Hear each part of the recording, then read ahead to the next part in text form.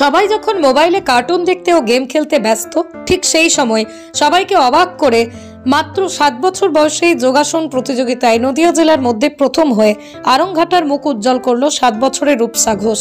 নদিয়ার আরংঘাটার সাবদালপুরের এক মধ্যবিত্ত পরিবারের সন্তান রূপসা। আদর করে সবাই তাকে মিঠাই বলে ডাকে। বাবা ঘিয়ের ব্যবসা করে সংসার চালিয়েও মেয়েকে অনেক বড় করার স্বপ্ন দেখেন। আরংঘাটার বন্ধন একাডেমির ক্লাস 1-এর ছাত্রী সে।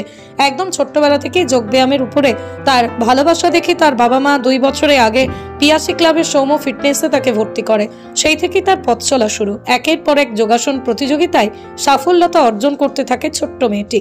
সব সাফল্যকে পিছনে ফেলে গতকাল শান্তিপুর দিকনগরের ইটলাতে অনুষ্ঠিত হওয়া জেলা যোগাসন প্রতিযোগিতায় নদিয়া জেলার মধ্যেই প্রথম স্থান অর্জন করে আরংঘাটার মুখ উজ্জ্বল করলো।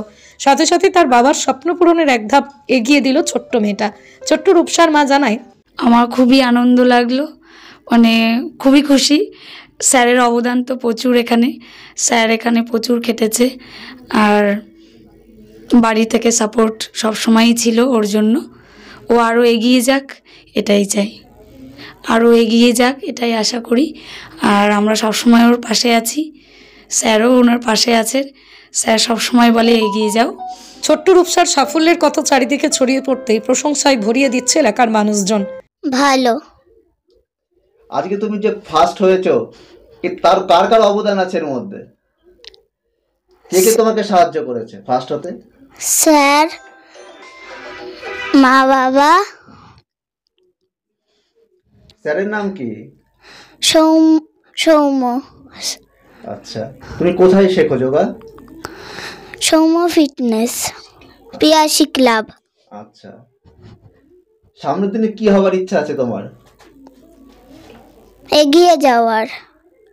তুমি কোন ক্লাসে পড়ো? ক্লাস 1। আচ্ছা, কি নাম তোমার? রূপসা ঘোষ। যখন তুমি আজকে ফার্স্ট হলে তখন তোমার কেমন লাগছিল? ভালো লাগছিল। পরে তোমার কি ইচ্ছা আছে? আরো এগিয়ে যেতে।